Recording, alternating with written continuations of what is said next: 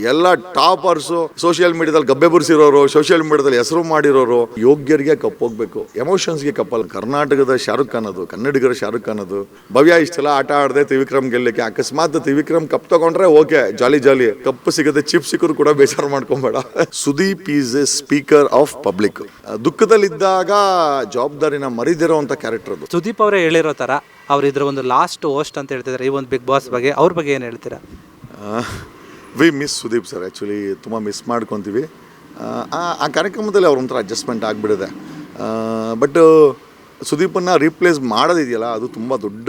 ಸುದೀಪ್ ಏನೋ retirement announce ಮಾಡೋದು ಬೇರೆ ವಿಚಾರ, ಬಟ್ ರೀಪ್ಲೇಸ್ಮೆಂಟ್ ಯಾರು?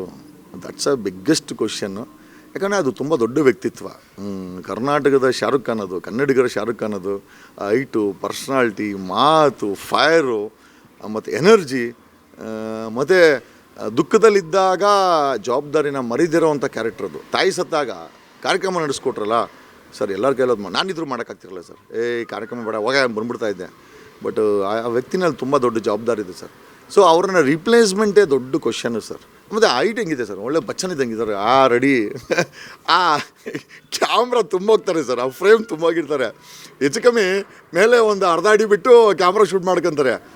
ಅಡಿ ಸರ್, ಅಡಿ ಇರುವಂಥ ವ್ಯಕ್ತಿ ಯಾರಿದ್ದಾರೆ ಈ ಏಜಲ್ಲಿ ಬಾಡಿಯ ಮೇಂಟೈನ್ ಮಾಡಿದಾರಲ್ಲ ಸರ್, ಇಟ್ಸ್ ಗ್ರೇಟ್ ಅದು. ಮತ್ತು ಪ್ರತಿಯೊಂದೂ ಮಾತಿದೆಯಲ್ಲ ಸರ್, ಅಲ್ಲಿ ಪಂಚಾಯತಿ ಮಾಡೋದು ಅಷ್ಟು ಈಸಿ ಅಲ್ಲ ಸರ್. ನಾನು ಶೂಟ್ ಮಾಡ್ಬೇಕಾದ್ರೆ ನೋಡ್ತಾ ಇದ್ದೆ, whole day we use to shoot sir. ನಮ್ಮ ಕೈಯಲ್ಲಿ ಕೂತ್ಕೊಳಕ್ಕಾಗ್ತಿರಲಿಲ್ಲ, ನಿಂತ್ಕೊಂಡು ಪಂಚಾಯತಿ ಮಾಡೋರು. ನಾನೇ ಯಾವಾಗಲೂ ಸುದೀಪ್ ಅಂದ್ಕೊಂಡು ಈ ಸುದೀಪ್ಗೆ ಎನರ್ಜಿಲಿಂದ ಬರ್ತದೆ ಅಂತ. ಪಾಸಿಬಲಿ ಅವ್ರ ಏಜು, ಎಕ್ಸ್ಪೀರಿಯನ್ಸು ಎಲ್ಲ ಮ್ಯಾಟರ್ಸ್ ಎಸ್ ನೋಡ್ಸು.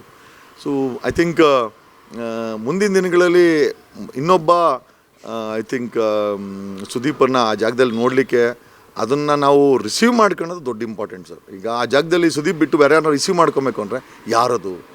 ಅವರು ಸುದೀಪ್ಗಿಂತ ಸ್ಟ್ರಾಂಗ್ ಇದ್ದರೆ ಮಾತ್ರ ಸಾಧ್ಯ ಆಗುತ್ತೆ sir.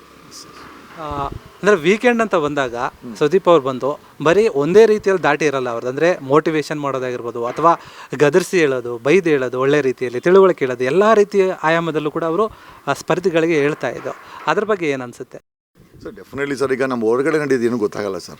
Sudeep is a speaker of public ಏನು ಮಾಡಿರ್ತಾರೋ ಅದನ್ನು ಸುದೀಪ್ ಏನು ಮಾಡ್ತಾರೆ, ತಮ್ಮದೇ ಆದಂಥ ಶೈಲಿನಲ್ಲಿ ನಮ್ಮ ಮುಂದೆ ಪ್ರೆಸೆಂಟ್ ಮಾಡ್ತಾರೆ. ನಾವು ಎಚ್ಚರಿಕೆಯಿಂದ ಅದನ್ನು ರಿಸೀವ್ ಮಾಡ್ಕೊಬೇಕು ಸರ್. ನಮಗೆ ಪಬ್ಲಿಕ್ದು ವೈಬ್ರೇಷನ್ಸು ಸುದೀಪ್ ಅವರ ಚರ್ಚೆಯಲ್ಲಿ ಗೊತ್ತಾಗ್ಬಿಡುತ್ತೆ ಸರ್. ಅದನ್ನು ಚರ್ಚೆ ಅನ್ಕೊಳಕ್ಕೆ ಹೋಗ್ಬಾರ್ದು. ಪಬ್ಲಿಕ್ ಏನೋ ಅಂದವ್ರೆ, ಅದರ ಮೇಲೆ ಸುದೀಪ್ ಅವ್ರು ಪ್ರಶ್ನೆ ಕೇಳ್ತಾವ್ರೆ, ಅಥವಾ ವಿವರಣೆ ಕೇಳ್ತಾವ್ರೆ, ಅಥವಾ ಹೇಳ್ತಾ ಇದ್ದಾರೆ ಸರ್. ಅಷ್ಟು ಅರ್ಥ ಆಗಿಬಿಟ್ರೆ ಬಿಗ್ ಬಾಸನ್ನು ಆರಾಮಾಗಿ ವಿನ್ ಆಗ್ತೀರ ಸರ್ ನೀವು. ಐ ಥಿಂಕ್ ಕಾಮಿಡಿಯಾಗೂ ಇರ್ತಾರೆ ಡೆಫಿನೆಟ್ಲಿ ಸರ್. ಅದು ನವರಸಗಳಿದ್ರೇ ಸರ್. ಅಲ್ಲಿ ನಾವು ಯಾವಾಗಲೂ ಕಾಮಿಡಿ ಇದ್ರೂ ಚೆನ್ನಾಗಿರಲ್ಲ, ಕೋಪ ಮಾಡ್ಕೊಂಡ್ರು ಚೆನ್ನಾಗಿರಲ್ಲ, ಯಾವಾಗಲೂ ಪ್ರಶ್ನೆ ಮಾಡೋದು ಚೆನ್ನಾಗಿರಲ್ಲ sir. He knows how to host Bigg Boss. ಈಗ ಒಂದು ನಿಮಗೆ ಮಸಾಲೆ ದೋಸೆ ಮಾಡಬೇಕು ಅಂದರೆ ಎಕ್ಸ್ಪರ್ಟು ಸರ್ ಅವರು. ಬಿಗ್ ಬಾಸಲ್ಲಿ ಹೋಸ್ಟಿಂಗಲ್ಲಿ ಎಕ್ಸ್ಪರ್ಟು. ಅದನ್ನೇ ನಾನು ಹೇಳ್ತಾ ಇದ್ನಲ್ಲ, ರಿಟೈರ್ಮೆಂಟ್ ಆಗೋದು ಒಂಥರ ಬೇಜಾರಾಗ್ತಾ ಇದೆ. ಯಾಕಂದರೆ we miss Sudeep and Bigg Boss. ಆದರೆ ಅದಕ್ಕೆ ರೀಪ್ಲೇಸ್ಮೆಂಟ್ ಇದೆಯಲ್ಲ, that's a biggest challenge as of now sir. ನಿಮ್ಮ ಪ್ರಕಾರ ಒಂದು ವೇಳೆ ಇವ್ರು ಬಂದರೆ ಚೆನ್ನಾಗಿರುತ್ತೆ ಅನ್ನೋದಾದರೆ ನೆಕ್ಸ್ಟ್ ಬಿಗ್ ಬಾಸ್ಗೆ ಹೋಸ್ಟ್ ಆಗಿ ಸರ್, ನನಗೆ ಯಾರೂ ಆ ಥರ ವ್ಯಕ್ತಿತ್ವ ಕಾಣಿಸ್ತಲ್ಲ ಸರ್. ಎಷ್ಟು ಜನ ವೀಕೆಂಡ್ ವಿತ್ ರಮೇಶ್ ಅಂದರು, ಐ ಡೋಂಟ್ ಥಿಂಕ್ ಸೊ. ಅವರ ಹೈಟು ಮ್ಯಾಚ್ ಆಗುತ್ತೆ ಅದಕ್ಕೆ. ಆಮೇಲೆ ಅದು ವೀಕೆಂಡ್ ವಿತ್ ರಮೇಶೇ ಬೇರೆ, ಬಿಗ್ ಬಾಸೇ ಬೇರೆ ಸರ್. ಆಮೇಲೆ ಕೆಲವೊಂದು ದರ್ಶನ್ ಅಂತಂದರು, I don't think so. Darshan ಅವ್ರಿಗೆ height weight okay, capacity okay, but ಅಲ್ಲಿ ಸಿಕ್ಕಾಪಟ್ಟೆ ತಾಳ್ಮೆ ಬೇಕು ಸರ್. ಸಿಕ್ಕಾಪಟ್ಟೆ ಇನ್ವಾಲ್ವ್ಮೆಂಟ್ ಆಗಬೇಕಾಗತ್ತೆ, ಬ್ರೈನ್ ವರ್ಕ್ ಇರ್ತದೆ, ಬುದ್ಧಿವಂತಿಕೆ ಯೂಸ್ ಮಾಡಬೇಕು. ಹಂಗಂತ ನಾನು ದರ್ಶನ್ಗೆ ಇಲ್ಲ ಅಂತಲ್ಲ ಸರ್, ಅಲ್ಲಿ ಚಾಲೆಂಜಸ್ಸೇ ಬೇರೆ ಇದೆ. You need to be very brilliant, you need to be very active, you need to have lot of energy. So ಆ ಥರ ವ್ಯಕ್ತಿತ್ವ ಕನ್ನಡ ಇಂಡಸ್ಟ್ರಿಲಿ ನನಗೆ ಯಾರೂ ಸಿಗ್ತಾಯಿಲ್ಲ ಸರ್. ನನಗಂತೂ Yash okay sir, Yash okay. ಒಂದು 90% ಮ್ಯಾಚ್ ಆಗ್ತಾರೆ. ಯಶ್ ಈಸ್ ಓಕೆ, ಬಟ್ ಅವ್ರು I don't know what about. ಈಗ ಸರ್ ಯಶ್ ಯಾವ ಲೆವೆಲ್ಗೆ ಹೋಗ್ಬಿಟ್ಟಿದ್ದಾರೆ ಅಂತಂದರೆ 1,000 ಕೋಟಿ 1,500 ಕೋಟಿ ಫಿಲಮ್ ಮಾಡೋ ಮಟ್ಟಿಗೆ ಹೋಗ್ಬಿಟ್ಟವ್ರೆ. ಈಗ ಆ ವ್ಯಕ್ತಿತ್ವ ಒಪ್ಕೊಬೇಕಲ್ವಾ? So even that is also biggest question. Yash I feel to great extent ಮಾಡ್ಬೋದು ಅಂತ ಅನಿಸುತ್ತೆ ಸರ್. ಬಟ್ ನಿಜವಾಗೂ ಇನ್ ರಿಯಾಲಿಟಿ ಯಶ್ ಹೆಂಗಿದೆ ಅಂತ ಗೊತ್ತಿಲ್ಲ. ಆ್ಯಕ್ಟಿಂಗಲ್ಲಿ ತುಂಬ ಚೆನ್ನಾಗಿದ್ದಾರೆ, ಬಟ್ ಇನ್ ರಿಯಾಲಿಟಿ ಬೇಕಲ್ವ ಸರ್. ಇಲ್ಲಿ ಗದರಿಸ್ಬೇಕು, ಅಷ್ಟು ಜನರ ಮೈಂಡನ್ನು ಕಂಟ್ರೋಲ್ ತಗೊಬೇಕು. ಸುದೀಪ್ ತಗೊಳ್ತಾ ಇದ್ರು. ಕೆಲವೊಂದು ಟೈಮಲ್ಲಿ ಒಂದು ವಿಷಯ ಕೂಡ ಹರಿದಾಡಿತ್ತು. ಹಾಂ ಸರ್, ರಿಷಬ್ ಶೆಟ್ಟಿ ಅವರು ಕೂಡ ಮಾಡ್ಬೋದೇನೋ ಅಂತ. ರಿಷಬ್ ಶೆಟ್ಟಿ ಸೊ ನನಗೇನು ಆ ಥರ ಈಸ್ ಎ ಕಾಂಪಿಟೇಟರ್ ಅಂತ ಅನಿಸ್ತಲ್ಲ ಸರ್, ನನಗೆ ಅಲ್ಲ ಬೇರೆಯವ್ರಿಗೆ ಅನಿಸಿರ್ಬೋದು ಸರ್. ಈಗ ಅವ್ರ ಫ್ಯಾನ್ಸು ಅವ್ರು ಮಾಡ್ಬೋದು ಅಂದ್ಕೊಂತ Darshan fans sir Bigg Boss is a totally different platform. ಆ ಪ್ಲ್ಯಾಟ್ಫಾರ್ಮೇ ಡಿಫ್ರೆಂಟ್ ಅಂದಾಗ ಓಷ್ಟು ಕೂಡ ಡಿಫ್ರೆಂಟಾಗಿರಬೇಕು ಸರ್. ಜಸ್ಟ್ ಬಿಕಾಸ್ ಯಾವುದೋ ಫಿಲಮಲ್ಲಿ ಹಿಟ್ ಆಗಿಬಿಟ್ಟೆ ಅಂತಂದರೆ ಅಲ್ಲಿ ಬಿಗ್ ಬಾಸಲ್ಲಿ ಫಿಟ್ ಆಗ್ತೀಯ ಅಂತ ಯಾವುದೇ ಗ್ಯಾರಂಟಿ ಇಲ್ಲ ಸರ್. ಅಲ್ಲಿ ಬರೋರು ಎಲ್ಲ ಕೂಡ ಎಕ್ಸ್ಪರ್ಟ್ಸ್ ಇರ್ತಾರೆ. 20 ಜನ ಅಲ್ಲಿ ಹೋಗೋರು ಎಲ್ಲ ಟಾಪರ್ಸು, ಸೋಷಿಯಲ್ ಮೀಡ್ಯಾದಲ್ಲಿ ಗಬ್ಬೆ ಬುರಿಸಿರೋರು, ಸೋಷಿಯಲ್ ಮೀಡ್ಯಾದಲ್ಲಿ ಹೆಸರು ಮಾಡಿರೋರು, ತಮ್ಮದೇ ಆದಂಥ ದಾಟಿನಲ್ಲಿ ರೀಚ್ ಆಗಿರೋಂಥವ್ರು. ಅಂಥ ವ್ಯಕ್ತಿತ್ವಗಳನ್ನು ಕಂಟ್ರೋಲ್ ತಗೋಬೇಕು ಅಂದರೆ ನೀವು ಅವ್ರಿಗೆ 20 ಜನಕ್ಕಿಂತ ಎಕ್ಸ್ಪರ್ಟ್ ಇರಬೇಕು ಸರ್. ಸೊ ಆ ರೀತಿ I think I feel to some extent ಒಂದು 80 to 90% ಮ್ಯಾಚ್ ಆಗ್ತಾರೆ ಸರ್. ಸ್ಟಿಲ್ ಅವ್ರ ರೈಟ್ ಕೂಡ ಕಾಂಪಿಟೇಟಿವ್. ನಮ್ಮ ಬಚ್ಚನ್ ರೈಟಿಂಗ್ ಇದೆ ನೋಡಿ ಸುದೀಪ್ದು ಸರ್. ಈಗ ಬಚ್ಚನ್ನ ನೋಡ್ಬಿಟ್ಟು ನೀವು ಬೇರೆಯವ್ರನ್ನ ನೋಡ್ಬೇಕಂದ್ರೆ ಇವ್ನು ನೈಟ್ನಾಗ ಅಷ್ಟು ತುದಿಪ್ತಾರಲ್ಲ ಅಂತಾಗ ನೆಗೆಟಿವ್ ಅದು ಆ್ಯಕ್ಚುಲಿ. ಅದು ಅದರ್ವೈಸ್ ಐ ಥಿಂಕ್ ಓಕೆ ಅಂತ ಅನಿಸುತ್ತೆ ಸರ್. ನೋಡಬೇಕು, ಗೊತ್ತಿಲ್ಲ ಸರ್. ಬಟ್ ಐ ಥಿಂಕ್ ನಾವು ಒಂದ್ಸತಿ ಸರ್ ದುಬೈಗೆ ಹೋದ್ರೆ ನೆಕ್ಸ್ಟು UK ಹೋಗ್ಬೇಕು ಅನ್ಕೊಂತೀವಿ, ಶ್ರೀಲಂಕಾಗೆ ಹೋಗ್ಬೇಕಂತ ಅನ್ಕೊಳಲ್ಲ. ಈಗ ಸುದೀಪ್ ನೋಡಿ ಇನ್ನೂ ಬೆಟ್ರ್ ಪರ್ಸ್ನಾಲಿಟಿ ಬೇಕು ಅಂತ ಅನಿಸದೆ ಹೊರತಲ್ಲಿ ಅದಕ್ಕಿಂತ ಲೋ ಗ್ರೇಡ್ ಇದ್ದರೆ ಸರ್ ಬಿಗ್ ಬಾಸ್ದು ಐ ಥಿಂಕ್ ವೈಬ್ರೇಷನೇ ಕಡಿಮೆ ಆಗಿಬಿಡುತ್ತೆ ಸರ್. ಅವರ ವ್ಯಕ್ತಿತ್ವಕ್ಕೆ ಡ್ಯಾಮೇಜ್ ಆಗುತ್ತೆ ಅಂತ ನನ್ನ ಭಾವನೆ.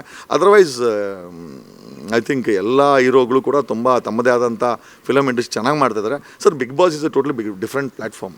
ಇಲ್ಲ ನಾನು 11 ವರ್ಷ ಯಾಕೆ ಸರ್ ಆ ವ್ಯಕ್ತಿನೇ ಎಳ್ಕೊಬೇಕಾಗಿತ್ತು. ನಿಮ್ಗೆ ಇನ್ನೊಂದು ಇಂಟರ್ನಲ್ ವಿಚಾರ ಹೇಳ್ತೀನಿ, ಬಿಗ್ ಬಾಸ್ ಅವರು ಸುದೀಪ್ ಬಿಡೋಕ್ಕೆ ರೆಡಿ ಇಲ್ಲ, ಆದರೆ ಸುದೀಪ್ ಮಾಡೋಕ್ಕೆ ರೆಡಿ ಇಲ್ಲ, ಅದು ಸಮಸ್ಯೆ. ಬಿಗ್ ಬಾಸ್ ಅವ್ರಿಗೆ ಇವತ್ತು ಸರ್ ಮಾಡಿಕೊಡಿ ಭರವಸೆ ಅಂತ ಹೇಳ್ತಾರೆ ಅವ್ರು ಬಿಡೋಕ್ಕೆ ರೆಡಿ ಇಲ್ಲ, ಈಯಪ್ಪ ಬಿಡ್ತಾ ಇರೋದು. ಇಷ್ಟು ದಿನಗಳಲ್ಲಿ ಬಿಗ್ ಬಾಸ್ ಬಗ್ಗೆ ಜಗದೀಶ್ ಅವರು ತುಂಬ ಮಾತಾಡಿರ್ತಾರೆ.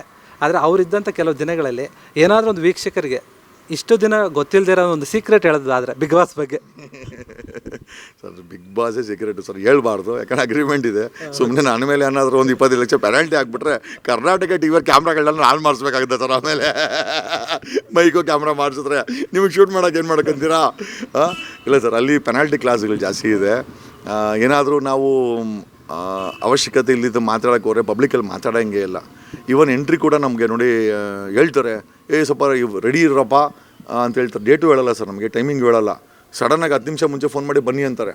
ಸೊ ಈ ಥರ ಸೀಕ್ರೆಟಲ್ಲಿ ಬಿಗ್ ಬಾಸನ್ನು ನಡೆಸ್ತಾರೆ. ಸೊ ಹಂಗಾಗಿ ನಮಗೂ ಕೂಡ ಎಷ್ಟೋ ವಿಚಾರಗಳು ಮಾತಾಡೋಂಗಿಲ್ಲ ಸರ್, ಮಾತಾಡಬಾರ್ದು, ಮಾತಾಡೋಂಗಿಲ್ಲ. ಯಾಕಂದರೆ that is a beauty of Bigg Boss ಆ ಒಂದು ಬಿಗ್ ಬಾಸಿನ ಇಂಪಾರ್ಟೆನ್ಸ್ ಅದು ಸರ್, ಸೀಕ್ರೆಸಿ ಅಂತ. ಸೊ ಹಂಗಾಗಿ ಗೊತ್ತಿದ್ರು ನಾನು ಹೇಳೋಕ್ಕಾಗಲ್ಲ ಸರ್. ಸರ್ ಓವರಾಲ್ ಆಗಿ ಈಗ ಬಿಗ್ ಬಾಸ್ ಬಗ್ಗೆ ಈಗ ಫಿನಾಲೆ ಬರ್ತಾ ಇದೆ, ಫಿನಾಲೆ ಬಗ್ಗೆ ಹೇಳೋದಾದರೆ ಕಂಟೆಸ್ಟೆಂಟ್ಗಳಿಗೆ ನಿಮ್ಮ ಕಡೆಯಿಂದ ಏನು ಹೇಳ್ತಾರೆ ಸರ್? ಹನುಮಂತು ಕಪ್ ತೊಗೊಂಡು ಹೋಗಲಿ ಸರ್, ನಮ್ಮ ಮೋಸ್ಟ್ ಇಂಪಾರ್ಟೆಂಟು. ಹನುಮಂತು ಕಪ್ ತೊಗೊಂಡು ಜೊತೆಯಲ್ಲಿ ನಮ್ಮ ವೈಲ್ಡ್ ಕಾರ್ಡ್ ಎಂಟ್ರಿ ಆದ್ನಲ್ಲ, ಅವ್ನು ರನ್ನರ್ ಅಪ್ ಚೆನ್ನಾಗಿರ್ತದೆ ಅಂತ. ತ್ರಿವಿಕ್ರಮ್ ಅಕಸ್ಮಾತು ಕಪ್ಪು ಸಿಗುತ್ತೆ, ಚಿಪ್ ಸಿಕ್ಕರು ಕೂಡ ಬೇಜಾರು ಮಾಡ್ಕೊಬೇಡ ಅಂತ ಹೇಳ್ತೀನಿ. ಭವ್ಯ ಇಷ್ಟೆಲ್ಲ ಆಟ ಆಡಿದೆ ತ್ರಿವಿಕ್ರಮ್ ಗೆಲ್ಲಕ್ಕೆ, ಅಕಸ್ಮಾತ್ ತ್ರಿವಿಕ್ರಮ್ ಕಪ್ ತೊಗೊಂಡ್ರೆ ಓಕೆ, ಜಾಲಿ ಇಲ್ಲ ಅಂತಂದರೆ ಏನಾಗುತ್ತೆ. ಸೊ ಐ ಥಿಂಕ್ ಮೊನ್ನೆ ಕಪ್ ನೋಡ್ಬಿಟ್ಟು ಭವ್ಯ ಅಂತ ಇದ್ಲು, ನನಗೆ ಕಪ್ಪು ಬೇಕು, ಜೊತೆಯಲ್ಲಿ ಹೆಣನೂ ಬೇಕು ಅಂತ. ಸರ್ ಈಗ 3 ತಿಂಗಳು ನಿಮ್ಮನ್ನು ಆ ಬಿಗ್ ಬಾಸ್ ಅನ್ನೋ ಬೋನಲ್ಲಿ ಹಾಕಿ ನಿಮ್ಮನ್ನು ಅಷ್ಟು ಐ ಥಿಂಕ್ ಟೆಸ್ಟ್ ಮಾಡಿ ನಿಮಗೆ ಕೊಡ್ತಾರೆ ಅಂತಂದರೆ ಸರ್, ಯೋಗ್ಯರಿಗೆ ಕಪ್ ಹೋಗಬೇಕು, ಎಮೋಷನ್ಸ್ಗೆ ಕಪ್ಪಲ್ಲ ಸರ್. ನೀನು ಕಣ್ಣೀರು ಹಾಕ್ಬಿಟ್ರೆ ಯಾರೂ ಕರಗಲ್ಲ, ಆಮೇಲೆ ಕರ್ಗಕ್ಕೆ ಸಾಧ್ಯನೇ ಇಲ್ಲ. ಯಾಕಂದರೆ ಇಟ್ಸ್ ಎ ಗೇಮ್. ಸೊ ಆ ಗೇಮಿಗೆ ಯೋಗ್ಯರಿಗೆ ಸಿಗಲಿ ಅಂತ ನಾನು ಹೇಳ್ತೀನಿ ಸರ್. ಅಲ್ಲಿಗೂ 1-2 ವೇಸ್ಟ್ ಬಾಡಿಗಳಿದೆ. ಅಲ್ಲಿ ಆ ವೇಸ್ಟ್ ಬಾಡಿಗಳು ಫೈನಲ್ ಗಂಟ ಬಂದಿದೆ ಅಂತಂದರೆ ನಮಗೂ ಕೂಡ ಏನು ಹೇಳೋಕ್ಕಾಗ್ತಾಯಿಲ್ಲ. But I wish all of them all the best sir. ಎಲ್ಲರಿಗೂ ಒಂದು ಒಳ್ಳೆಯದನ್ನು ಹೇಳ್ತೀನಿ. ಆದರೆ ಕೆಲವ್ರಿಗೆ ಗೆದ್ದರೆ ಚೆನ್ನಾಗಿರುತ್ತೆ ಅಂತ ನಮ್ಮ ಭಾವನೆ. ಸೊ ನನ್ನ ಕಡೆಯಿಂದ ಹನುಮಂತು ಗೆಲ್ಲಿ ಅಂತ ನಾನೊಂದು I just pray to God sir. ಖಂಡಿತವಾಗ್ಲೂ ಸರ್, ಥ್ಯಾಂಕ್ ಯು. ಇದಿಷ್ಟು ಲಾಯರ್ ಜಗದೀಶ್ ಅವರ ಒಂದು ಮಾತುಗಳು ಬಿಗ್ ಬಾಸ್ನ ಕುರಿತಾಗಿ. ಇಷ್ಟೊತ್ತು ನಾವು ಲಾಯರ್ ಜಗದೀಶ್ ಅವ್ರ ಜೊತೆ ಮಾತಾಡಿದ್ವಿ. ಅವರ ಒಂದು ವಿಚಾರಗಳನ್ನು, ಬಿಗ್ ಬಾಸ್ ಜೊತೆ ಅವರು ಕಳೆದಂಥ ಒಂದು ಕ್ಷಣಗಳನ್ನು, ಮತ್ತು ಅವರ ಜೊತೆ ಇದ್ದಂಥ ಸ್ಪರ್ಧಿಗಳ ಒಂದು ವಿಚಾರಗಳನ್ನು, ಅವರ ಕುರಿತಾಗಿ ಅವ್ರಿಗಿರುವಂತಹ ಭಾವನೆಗಳನ್ನು ಎಲ್ಲಾದರೂ ಕೂಡ ನಮ್ಮ ಕರ್ನಾಟಕ TV ಜೊತೆ ಹಂಚ್ಕೊಂಡಿದ್ದಾರೆ. ಕ್ಯಾಮ್ರಾ ಪರ್ಸನ್ ಪುನೀತ್ ಜೊತೆ ಭೀಮೇಶ್, ಕರ್ನಾಟಕ TV, ಬೆಂಗಳೂರು.